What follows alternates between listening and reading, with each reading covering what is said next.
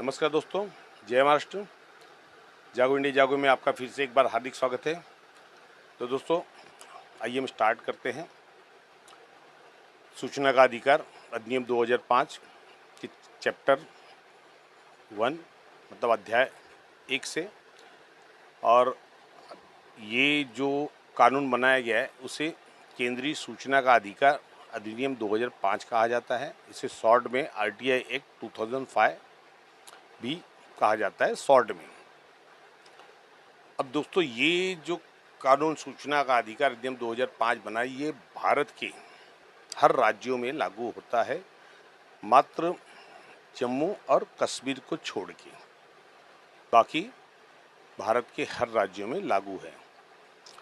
अब दोस्तों, ये जो भी कानून बनाया गया 2005 में, तो उसके अंतर्गत धारा उसका जो सेक्शन 4 है, सबसेक्शन 1 के नियम के अनुसार, फिर सेक्शन 5 सबसेक्शन 1 और 2 के अनुसार, और सेक्शन 12, 13, 15, 16, 24, 27, 28 की जो भी नियम्स हैं, जो भी रूल्स हैं, वो जब ये कानून लागू हुआ था तो तुरंत प्रभाव में आया था। और उसके बाद में जो भी नियम्स उसके बने, वो इस कानून बनने के 120वें दिन के बाद से प्रभाव में आए। अब दोस्तों, हम बात करेंगे 4(1) सेक्शन 4(1) की। हम शॉर्ट में बात करते हैं, बाद में हम सेक्शन 4 में जाएंगे जब सेक्शन में आएंगे, जो हर सेक्शन के बारे में बात करेंगे। लेकिन ये शॉर्ट में जब ये बताया गया चैप्टर 1 में, तो हम समझते हैं कि पहले ये सेक्शन 1 क्या है। नहीं तो क्या इस तरह मैं अगर बताऊंगा तो बाद में आप लोगों को पता नहीं चलेगा, क्योंकि जब हम सेक्शन में आएंगे तो सेक्शन के जो भी उसके सब सेक्शंस है उसके हम बात करेंगे। लेकिन ये जब इसमें बताया गया ये नियम को पहले लागू किया है, तो एक्चुअली नियम क्या है इस चीज़ को हम जानते हैं। तो सेक्शन 4(1) में जो भी प्रशासकीय विभाग है, यानी जहाँ जहाँ भी ये एक्ट इम्प्लीमेंट किया गया है, जैसे गवर्नमेंट डिपार्टमेंट, कल मैंने कहा कि जो नॉन गवर्नमेंट ऑर्गेनाइजेशंस है उसमें भी अगर वो गवर्नमेंट से बेनिफिट ले रही है तो वो वहाँ भी RTI एक्ट उनको लागू करना पड़ेगा, क्योंकि वो जो भी उनको फंडिंग्स हो रही है या कोई भी लाभ सरकार से अगर प्राप्त है तो उनको सूचना के अधिकार के कानून के अंतर्गत आना पड़ेगा। तो सेक्शन 4(1) में ये जितने निकाय है, जितने डिपार्टमेंट हैं, इनको इनकी जो भी पब्लिक डॉक्यूमेंट, पब्लिक रिकॉर्ड्स हैं, उनको सूचीबद्ध तरीके से रखना पड़ेगा, कुछ जतन करना पड़ेगा। हो सके तो उसको कंप्यूटराइज किया जाए, ताकि इनको सूचना उपलब्ध कराने में आसानी हो सके। अब दोस्तों, सेक्शन 5 सबसेक्शन 1 उसमें है लोक सूचना अधिकारियों की नियुक्ति। लोक सूचना अधिकारियों की नियुक्ति मतलब जो जन सूचना अधिकारी है उनकी नियुक्ति करना। और सबसेक्शन 2 सेक्शन 5 का सबसेक्शन 2 के अंदर अब सहायक लोक सूचना अधिकारी है उनकी नियुक्ति करना है। और उसके अंदर सेक्शन 19 सबसेक्शन 1 के अंदर प्रथम अपीली अधिकारी की नियुक्ति करना है।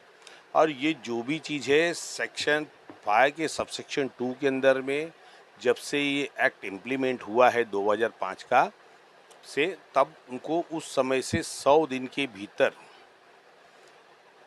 इनको अपने हर विभाग में जन सूचना अधिकारी, सहायक जन सूचना अधिकारी और अपीली अधिकारी, इनकी नियुक्ति करना अनिवार्य है। और उस विषय में डिपार्टमेंट के हर विभाग के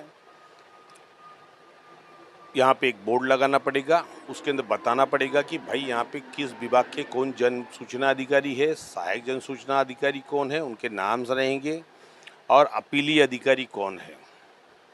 93 में अपीली अधिकारी, 19(1) में अपीली अधिकारी कौन है, इस चीज़ का डिटेल डिपार्टमेंट पे इनको दर्शाया जाएगा, ताकि लोगों को कठिनाई नहीं हो, लोग जान सके कि भाई मुझे जो भी एप्लीकेशंस करना है मुझे कहाँ करना है, अधिकारी का पद, नाम, ये सब उस पे बोर्ड पे लिखा होना चाहिए। जहाँ तक कि हम देखते कि आज भी बहुत सारे डिपार्टमेंट्स ऐसे जहाँ पे जन सूचना अधिकारी, सहायक जन सूचना अधिकारी या अपीलेट अथॉरिटी के बारे में कोई डिटेल्स नहीं दी जाती है। पहले ये लोग लगा के भी रखे थे, अब वो बोर्ड को निकाल दिया गया है, जिससे लोगों को तकलीफ होती है। इसके वजह से आम जनमानस को ये पता नहीं चलता है कि भाई मैं इस डिपार्टमेंट में 10 अधिकारी है तो इसमें जन सूचना अधिकारी कौन है और सहायक जन सूचना अधिकारी कौन है जिनसे मैं जाके मदद मांग सकूं। क्योंकि मदद के बारे में मैंने पहले बताया कि जो आरटीआई एक्ट है, आरटीआई एक्ट के अंदर में यदि जिसको एप्लीकेशन लिखना नहीं भी आता है तो आपके जन सूचना अधिकारी या सहायक जन सूचना अधिकारी असिस्टेंट पीआईओ से आप उनको कह सकते हैं कि सर मुझे लिखना नहीं आता है, मुझे एप्लीकेशन बनाना है, तो आप मुझे एप्लीकेशन बना दीजिए, मुझे ये इन्फॉर्मेशन चाहिए। तो वो उनका कर्तव्य है, जो कानून के हिसाब से उनको ड्यूटी दी गई है वो उनको करना है। लेकिन आज यहाँ पे देखा जा रहा है, मैं बहुत सारे डिपार्टमेंट में जाता हूँ, वहाँ पे किसी भी डिपार्टमेंट में मुझे कहीं भी आरटीआई के अंदर में जो अधिकारियों की नियुक्ति की गई है कहीं भी बोर्ड दिखाई नहीं देते। और आजकल तो मैंने कल की वीडियो में बताया था ना, जो निचले स्तर के अधिकारी है उनको जन सूचना अधिकारी बना दिया जाता है। अब सहायक जन सूचना अधिकारी का पता ही नहीं है कि उसके नीचे कोई भी ग्रेड ऑफिसर्स के नहीं है, तो सहायक जन सूचना अधिकारी कौन होगा। ये सब चीज़ें ये सरकार के अंदर आरटीआई एक्ट को बंद करने के लिए या लोगों को तकलीफ देने के लिए ये सब चीज़ें चालू है। तो दोस्तों आइए हम देखते हैं सेक्शन 12 के अंदर में जो केंद्रीय सूचना का आयोग, मतलब केंद्रीय सूचना आयोग मतलब जो केंद्रीय सूचना आयुक्त हैं और राज्य के मुख्य सूचना आयुक्त हैं, इनको अपॉइंट करना, इनको पदासीन करना, ये सेक्शन 12 सब सेक्शन 1 के अंदर में इनकी नियुक्ति की जाती है। अब सेक्शन 13 के अंदर ये कहा गया है कि जो भी केंद्रीय सूचना आयुक्त होंगे उनका कार्यकाल 5 साल के लिए होगा। जिस तारीख पे वो अपॉइंट हुए हैं उस तारीख से 5 साल का कार्यकाल होगा और 5 साल के बाद इनकी पुनर्नियुक्ति नहीं होगी, क्योंकि इनके पास सिर्फ 5 साल का कार्यकाल दिया जाएगा, इसके बाद इनको अपॉइंट नहीं किया जा सकता है। ये इस कानून का नियम है। अब सेक्शन 16 में भी वही है, मात्र हमने 13 में पढ़ा कि जो केंद्रीय सूचना आयुक्त है, अब सेक्शन 16 में राज्य मुख्य सूचना आयुक्त के लिए भी वही कानून है कि उनको 5 साल के बाद वापस पुनर्नियुक्ति नहीं की जा सकती। अब आइए दोस्तों सेक्शन 24 देखते हैं। सेक्शन 24 में कहा गया कि ये जो भी कानून है ये सुरक्षा संबंधित कोई भी सरकारी डिपार्टमेंट पे लागू नहीं होंगी, क्योंकि दोस्तों बहुत सारे चीज़ें हैं जहाँ पे सुरक्षा संगठन है जिसकी गोपनीयता रखना बहुत ज़रूरी है। जैसे हमारे यहाँ पे हमारे सुरक्षा दल आते हैं, मिलिट्रीज़ हैं, आर्मी और जो नेवी, एयरफोर्स, ये इसके अंदर जो भी चीज़ें हैं वो सुरक्षा के क्या उपाय कर रहे हैं, क्या नया इक्विपमेंट बना रहे हैं, क्या कर रहे हैं, इन सब चीज़ों पे प्रतिबंध लगाया है और ये होना भी चाहिए। कारण ये है कि ये चीज़ें अगर सूचना में उपलब्ध कराई जाए तो हमारे देश के लिए तकलीफ आ जाएगी, सुरक्षा कारणों के लिए तकलीफ आ जाएगी, और जिस सूचना से देश की संप्रभुता अखंडता को नुकसान होता है वो सूचना को हम गोपनीय करेगा, मतलब उसको ओपन नहीं कर सकते, पब्लिक डॉक्यूमेंट नहीं बना सकते। इसके लिए इनकी को गोपनीय किया गया, लेकिन भले ही डिपार्टमेंट है लेकिन इसके अंदर भ्रष्टाचार और जहां मानव अधिकारों का उल्लंघन हो रहा है वहां पे उस विषय में ये आरटीआई एक्ट के दायरे में आते हैं। अब नियम 27 क्या करना है कि नियम बनाया गया है आरटीआई में बनाया जाता है, और नियम समुचित सरकार की शक्ति जो सेंट्रल गवर्नमेंट नियम बनाती है वो बनाने के बाद उसको नोटिफाई किया जाता है, नोटिफिकेशन किया जाता है, राजपत्र में अधिसूचित किया जाता है, उसके बाद ही लागू होती है। और वो ये अनिवार्य है कि अधिसूचित करना है। अब नियम बनाने के सक्षम प्राधिकारी की शक्ति।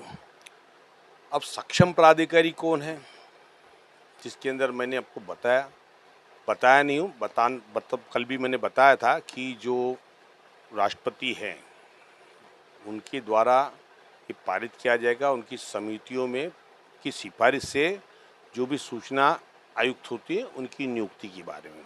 तो ये जो भी सक्षम अधिकारी है ये वो है जिनमें इनके चेयरमैन जो होते हैं प्राइम मिनिस्टर्स होते हैं, और वहाँ के जो एक मिनिस्टर होंगे, और चेयरमैन के द्वारा प्रधानमंत्री द्वारा सिफारिश किया गया मंत्री होंगे। तो इनकी जो भी कमेटियाँ हो 2, 4, 5 की, उनके द्वारा जो भी नियम बनाए जाएंगे उस नियम को भी राजपत्र में अधिसूचित करना है, लोगों को बताना है कि क्या है।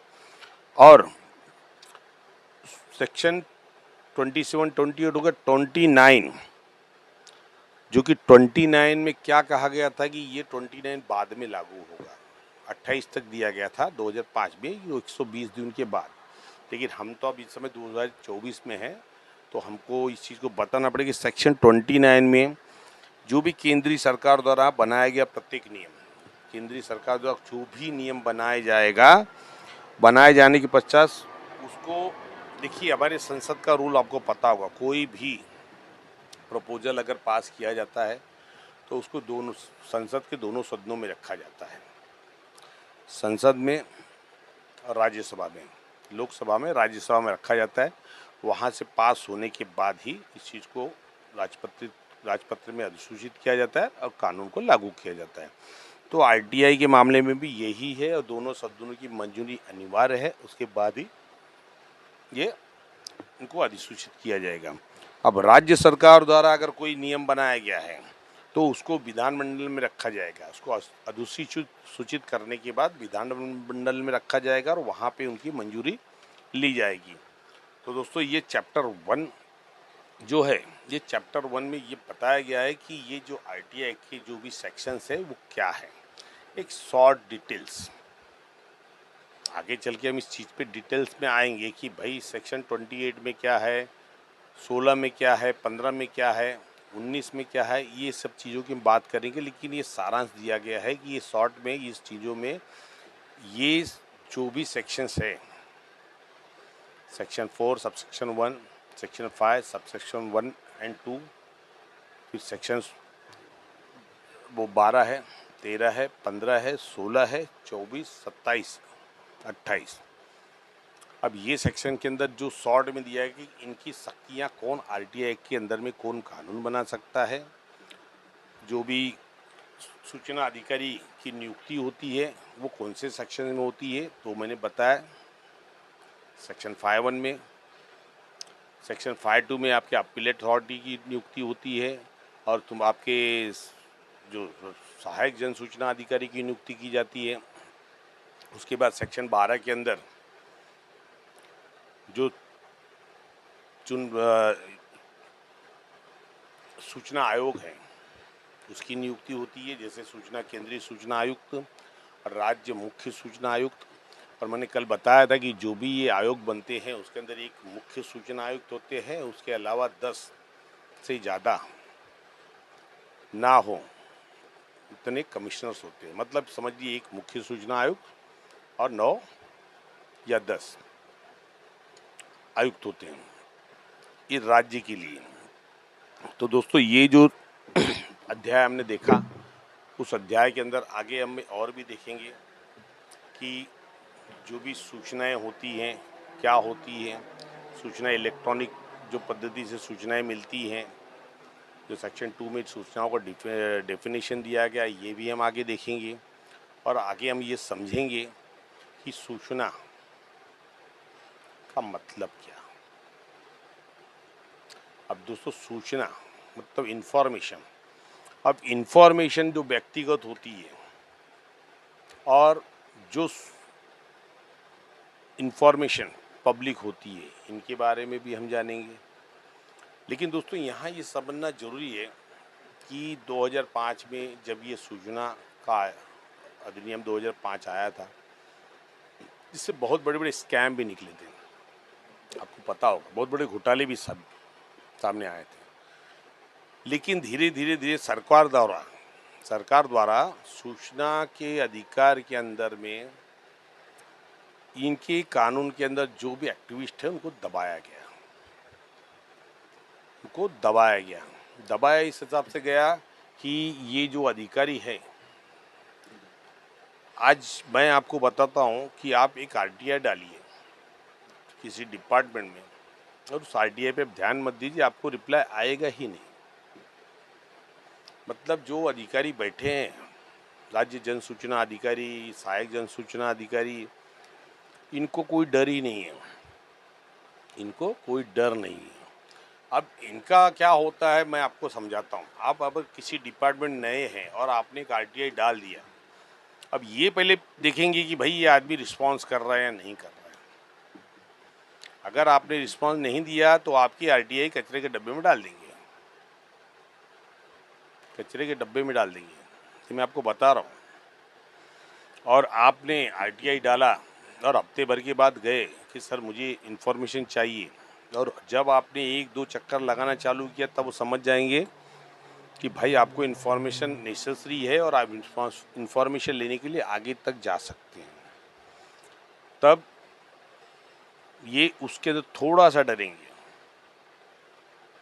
सा डरेंगे। लेकिन इनके दिमाग में एक चीज़ है, तो चीज़ ये है कि भाई आप अपील फाइल करोगे, अपील में हमारे डिपार्टमेंट है तो हमारे डिपार्टमेंट हमें ही सपोर्ट करेगा। या अगर उन्होंने ऑर्डर भी दे दिया कि भाई इन्फॉर्मेशन उपलब्ध करो, तो भी मैं नहीं दूंगा, जाओ सूचना आयोग में।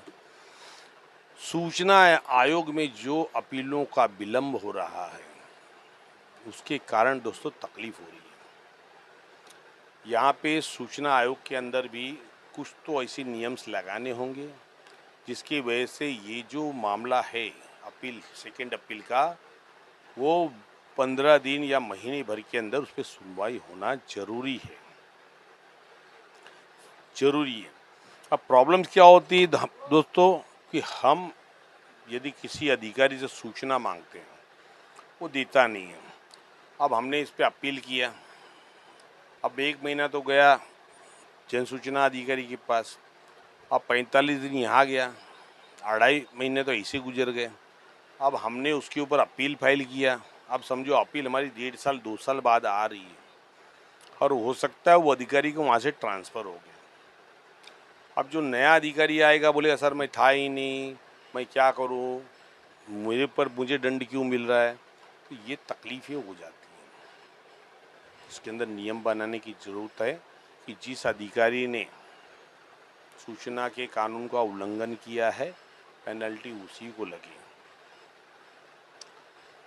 लगे। दूसरी चीज़ दोस्तों, मैं एक चीज़ समझाऊंगा, जब भी आप आरटीआई में कोई भी आप इंफॉर्मेशन निकालते हैं, तो अभी हमारे समय में ये जो स्टैम्प थे, बाकायदा उसके ऊपर किस डिपार्टमेंट का स्टैम्प है, अधिकारी, जन सूचना अधिकारी का नाम, डेट और उनकी सिग्नेचर, ये मैंडेटरी है। ये मैंडेटरी होने के बावजूद आज ये क्या करते हैं मैं आपको बताता हूँ, मेरे पास ऑर्डर्स कॉपी भी है, वो मैंने उस चीज़ पे उधर फाइल किया था सेकेंड अपील, और सर उनको ऑर्डर भी दिया था कि भाई ये जो सूचना आपने दिया है सूचना नहीं है, क्योंकि आपने इसको अटेस्टेड नहीं किया है। अब यहाँ पे आपने बहुत सारे डिपार्टमेंट में देखिएगा तो उन्होंने क्या करते हैं, एक स्टैम्प बनाए माहितीचा अधिकार या information provided under RTI act 2005, बस इतना ही, और स्टैम्प मार देंगे, लेके जाइए। तो दोस्तों मुझे बताइए, वो जो इंफॉर्मेशन जो स्टैम्प मार के दे रहे हैं, क्या वो स्टैम्प बाहर नहीं बन सकता है? क्या वो बाहर नहीं बन सकता है? क्योंकि दोस्तों ये जो चीज़ें हैं, स्टैम्प के ऊपर रोक नहीं लगा सकते। रोक कब लगेगा? जब उस स्टैम्प के ऊपर सरकारी उस विभाग का नाम होगा, कार्यालय का नाम होगा, तब वो स्टैम्प आप नहीं बना सकते, तब वो स्टैम्प नहीं बना सकते। क्योंकि जो सूचना का अधिकार है वो सिर्फ सरकारी कार्यालयों पे लागू नहीं है। इवन मैं आपको बताता हूँ, जो सोसाइटियाँ होती है, जो कोऑपरेटिव सोसाइटी होती है, तो सोसाइटी के अंदर भी सोसाइटी का सेक्रेटरी है, उसको जन सूचना अधिकारी का पद दिया हुआ है। तो भाई वो भी तो स्टैम्प बनाएगा ना। इसी तरह माहितीचा अधिकार और information provided under right to information act 2005 मार के दे दिया। तो ये कैसे सिद्ध होगा कि ये किस डिपार्टमेंट ने दिया है? तो मेरे साथ भी ये हुआ था। मैंने उस समय 2010 के करीब कुछ एनेक्शल 2 की कॉपी निकाला था। अब एनेक्शल 2 की कॉपी उन्होंने मुझे दिया और उसके ऊपर स्टैम्प मारा माहितीचा अधिकार, बाकी कुछ नहीं, सिंपल इतना मार के दे दिया। मैंने उस चीज़ को चैलेंज किया था, लेकिन दोस्तों प्रॉब्लम्स क्या हो गई, 2010 तक आते आते यहाँ पे भीड़ लग गई और उसके अंदर हम एक समय ऐसा आया था कि लाखों की तादाद में एप्लीकेशंस फाइल हो गई। ये मेरे ख्याल से 2010-2011 की बात है। लाखों की तादाद में एप्लीकेशन फाइल हो गई थी। अब यहाँ पे जो इंफॉर्मेशन कमिश्नर है, मुख्य सूचना आयुक्त, और वो 10 है। अब अपीलों का निराकरण कैसे होगा? तब उस समय इन्होंने अपील लेने के लिए एक शिविर लगाया था।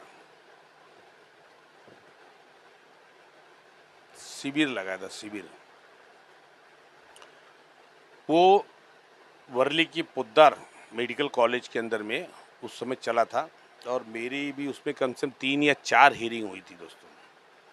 2003 में 3 या 4 हियरिंग्स हुई थी। उसका मेरे को ध्यान में नहीं आ रहा है, कुछ इन्होंने स्पेशल मीटिंग ऐसे करके कुछ लगा था, स्पेशल हियरिंग, और उस समय लाखों की तादाद में हियरिंग निकाली गई थी। अब वहाँ पे क्या किया था मैं आपको बताता हूँ। वहाँ पे जो भी केबिन्स थी, हर केबिन्स के अंदर में 2 कुर्सी रखी गई। 2 कुर्सी मतलब टेबल, जैसे वहाँ पे मेडिकल कॉलेज से तो स्कूल की चेयर्स थे तो वैसी चेयर्स थी। उसमें जो भी अपीलेंट है वो, आपके अपीलेट अथॉरिटी है तो वो, और इंफॉर्मेशन ऑफिसर है तो वो, ये आपस में बैठ के डिसाइड कीजिए। और उन्होंने अपने कॉपी दे दिया था रोजनामा का कि आपका क्या कहना आप इसमें लिखिए, और राज्य जन सूचना दी क्या कर लिखेंगे आप लिखिए, और इसके बाद हम इस पे जो भी ऑर्डर्स हो हम आपको भेजेंगे। तो मेरे ख्याल से 1 हफ्ता चली थी वो, 1 हफ्ता चली थी और उस पर लाखों की तादाद में अपील निकल गए थे। लेकिन वो मेरे ख्याल से कोई सल्यूशन नहीं था। उसके अंदर कितने ऐसे अधिकारी थे जिन्होंने लापरवाही बरती थी आरटीआई एक्ट में, लेकिन उनको छूट मिल गई, उन चीज़ों में छूट मिल गई। उसमें कितने मैटर तो सेटलमेंट कर लिए गए, सारी बात ये मैं आपको बता रहा हूँ। तो उस समय जो डिपार्टमेंट बैठा, डिप्टी कलेक्टर इंक्रोचमेंट बांद्रा, तभी यहाँ पे कंप्लेन अथॉरिटी 1-2 नहीं होते थे, वो तो बाद में बांद्रा 1 बांद्रा 2 बना, लेकिन उसमें कंप्लेन अथॉरिटी बांद्रा। तो उनके जो भी अपीलेट अथॉरिटी थी वो आए थे, और राज्य सूचना आयुक्त आए, राज्य सूचना अधिकारी आए थे, और वहाँ पे मुझे बोला गया कि ठाकुर जी जो भी है, अब हमारा स्टैंप यही है, तो आपको जो मना करेगा हम हमें बोलिए, हम लिख के देंगे। मतलब नहीं, ये गलत बात है। हर व्यक्ति कहीं पे भी आपका रेफरेंस दे कि आपने दिया है, आपने कहा है, ये नहीं होना चाहिए। अब मैं कोर्ट में जाऊंगा तो क्या आपको पार्टी बनाऊं कोर्ट में कि आपने दिया है? क्योंकि जो भी आरटीआई एक्ट के दायरे में जो भी इंफॉर्मेशन निकाला जाता है, उस चीज़ को अटेस्टेड डॉक्यूमेंट माना गया है, ऑथराइज डॉक्यूमेंट माना गया है, क्योंकि सरकार द्वारा दिया गया है, सरकार के स्टैंप्स लगे उसके ऊपर। लेकिन उस चीज़ को ये प्रूव करना पड़ेगा कि इसको अधिकारी ने दिया है, कि डिपार्टमेंट दिया है, उस अधिकारी की सिग्नेचर उसमें डेट होनी चाहिए। लेकिन आजकल आप देखिए, कहीं भी आप जाइए, आपको हर डिपार्टमेंट में सिर्फ यही 2 लाइन का स्टैम्प मार के दे देंगे, जो गलत है। हाँ, तो दोस्तों, उसके बाद जब ये हमने पूरा डिटेल दिया, उन्होंने अपना डिटेल दिया, मैंने लिखा उसमें, I am not satisfied with the direction decision of the appeal authority as well as information officer. उसके बाद मुझे वहाँ से ऑर्डर्स आए। उस ऑर्डर में लिखा था कि भाई आपने जो भी इंफॉर्मेशन दिया है, उस इंफॉर्मेशन को नहीं माना जाएगा, आप अपना स्टैम्प बनवाइए अकॉर्डिंग टू आरटीआई लॉ। जो आरटीआई के एक्ट में दिया गया है उस तरह का स्टैम्प बनवाइए, और इनके जो भी इनेक्शल टू कॉपी वापस से इनको स्टैम्प मार के सिग्नेचर करके इनको फ्री में मुफ्त दिया जाए। ये ऑर्डर्स आए थे, वो ऑर्डर कॉपी आज ही और पड़ी है। तब मैंने उस डिपार्टमेंट का स्टैम्प चेंज करवाया था। नहीं तो इतना बड़ा स्टैम्प था, खाली सिंगल लाइन माहितीचा अधिकार। पता ही, ये मैंने बोला वहाँ पे, मैं लिखा था अपने रीजन में कि ये स्टैम्प मैं बनवा लूँ और कोई भी डॉक्यूमेंट मार लूँ तो क्या डिपार्टमेंट एक्सेप्ट कर लेगा कि ये मेरा? क्योंकि वो स्टैम्प बनाने के लिए मेरे ऊपर कोई भी क्रिमिनल केस नहीं हो सकता है। क्रिमिनल केस नहीं हो सकता है, कारण उस पर लिखा है माहितीचा अधिकार, बाकी कुछ नहीं लिखा है। माहितीचा अधिकार अधिनियम 2005 ये भी लिखा होता तो भी नहीं होता है, ये भी नहीं होता है। क्यों दोस्तों? मेरी रजिस्टर्ड ट्रस्ट थी, तो भाई ट्रस्ट पे अगर मुझे कोई भी मांगता है तो मार के दूंगा उनको, भाई मैं ले जाइए आरटीआई में, मैं साइन करके देता हूँ। जो डॉक्यूमेंट मेरे पास है मेरे ट्रस्ट के, अगर कोई मांगता है तो मैं दे सकता हूँ। तो वो समय उस चीज़ को मैंने डाला था कि ये गलत है, सरासर गलत है, कि कोई भी बना सकता है स्टैम्प।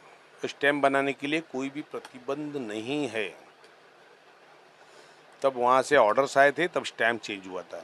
लेकिन अब फिर वही चीज़ें चल रही हैं। अब इसे वापस से एक बार मैं चैलेंज करने वाला हूँ, क्या सूचना आयोग अपने ही आदेश को कैंसिल करता है क्या? वो देखना है, क्योंकि गलत है। हम इंफॉर्मेशन ले रहे हैं, पैसे दे रहे हैं। सर्टिफाई कॉपी के 26 रुपये लगते हैं दोस्तों,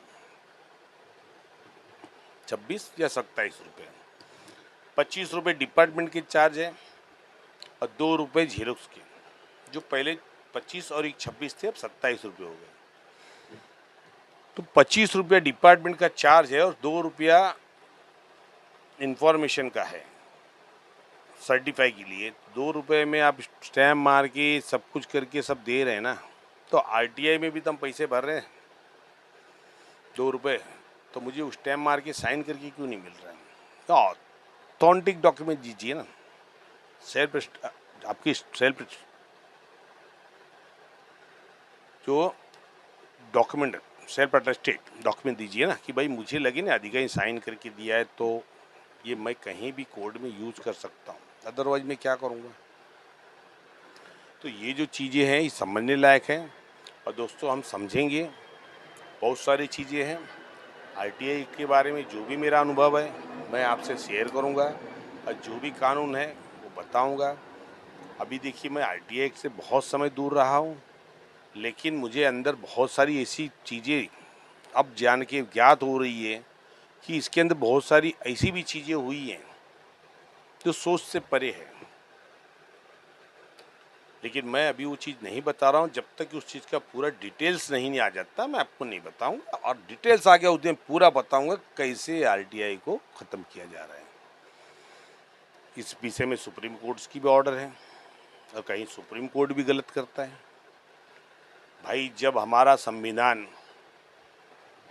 संविधान के आर्टिकल 19(1) के आधार पे हमको सूचना का अधिकार अधिनियम 2005 लागू किया गया है, तो उसके अंदर कोई भी ऐसी चीज़ नहीं हो सकती कि जो किसी भी नागरिक के ऊपर प्रतिबंध लगाए,